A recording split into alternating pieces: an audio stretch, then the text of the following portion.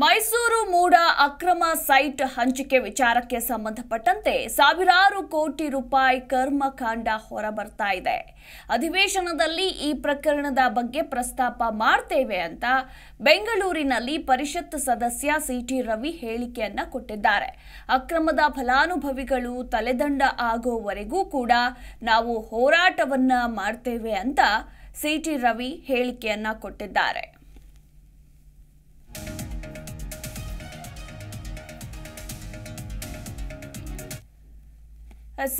ಮೈಸೂರು ಮೂಡ ಅಕ್ರಮ ಸೈಟ್ ಹಂಚಿಕೆ ಆರೋಪ ವಿಚಾರಕ್ಕೆ ಸಂಬಂಧಪಟ್ಟಂತೆ ಪರಿಷತ್ ಸದಸ್ಯ ಬಿಜೆಪಿ ನಾಯಕ ಸಿಟಿ ರವಿ ಪ್ರತಿಕ್ರಿಯೆಯನ್ನ ಕೊಟ್ಟಿದ್ದಾರೆ.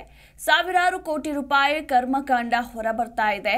ಅಧಿವೇಶನದಲ್ಲಿ ಈ ಪ್ರಕರಣದ ಬಗ್ಗೆ ಪ್ರಸ್ತಾಪವನ್ನ ಮಾಡ್ತೇವೆ.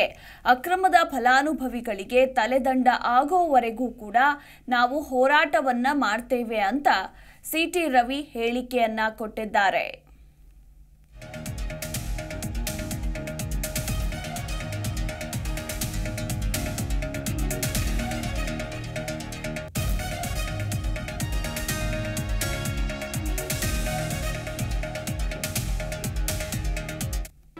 ಜಿ ಕನ್ನಡ ನ್ಯೂಸ್ ಈಗ ನಿಮ್ಮ ಮನೆಯಲ್ಲೇ ನೋಡಿ.